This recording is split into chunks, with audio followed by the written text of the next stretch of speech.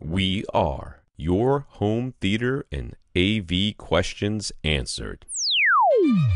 This is AVRant. Want your home theater or AV question answered by Tom and Rob? Send it to question@avrant.com. Welcome to AVRant. I'm Tom Andry, and I'm here with Rob H. the other Justin B. I guess there's one of the other Justin B's. Let's start numbering these guys.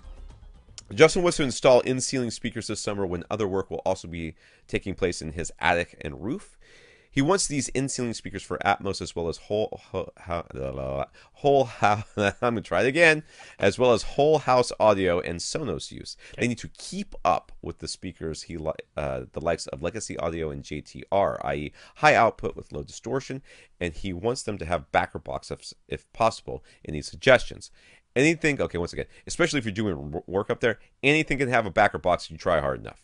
Okay, we've already discussed that. Basically, every manufacturer can make backer boxes or will tell you how to make your own backer box, or will give you some dimensions that you give to your builder guy or gals or whatever, I don't judge. And they do this. So there's tons of options here. Now, if you're this is, first of all, Atmos. I mean, it's Atmos. It doesn't have to sound that good. Well, so you could go with a lot of options out there. But if you're going to go whole house audio, I would consider doing something a little bit nicer than that. Now somebody's gonna tell you at some point they're going to put you the mono price in like this $20 speaker or whatever. I don't know if you've got Legacy Audio speakers. I don't know if you're going to be happy with that sound. You're going to have to spend more than almost nothing for speakers in order for you to be happy with what you're getting. So we've just discussed a couple of speakers. Kef has come up recently. I don't know that I would necessarily use Kef as Atmos speakers, but they might be good for whole house audio. RBH has come up. They'd be fine for Atmos. You're saying they might be overkill? Yeah, I might be overkill. And yeah, and they're a little directional. They can be. Which would be fun too, I guess.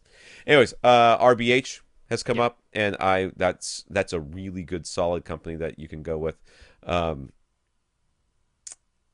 to think of who else we've talked about recently that would work really well with. Honestly, Justin, I just point to RBH because pretty much all of their in-ceiling models, they're not as efficient as the likes of JTR, because JTR is one of those super high efficiency ones. Right. But Legacy Audio isn't super high efficiency. But basically across the board, all the RBHs can absorb a lot of power. So if you have the amplifier power, they can play darn loud.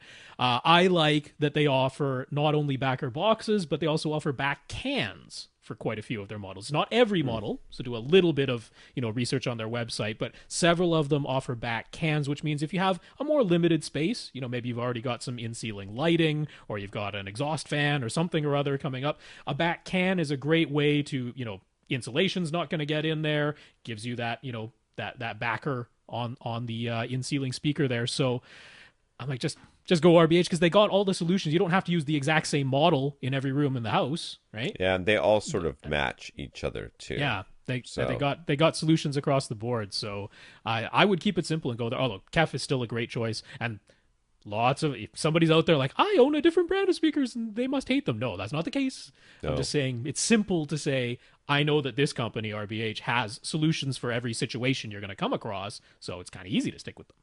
Yeah. Paradigm, I guess would be all right too. I mean, there's a lot of stuff out there. Anyways, lots.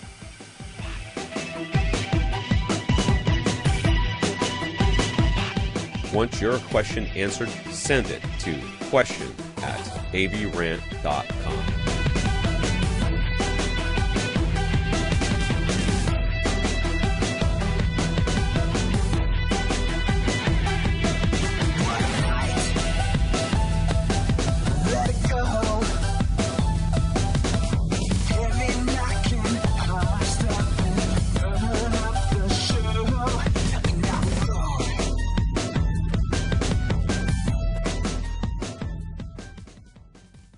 This is AVRant. Now go out and listen to something.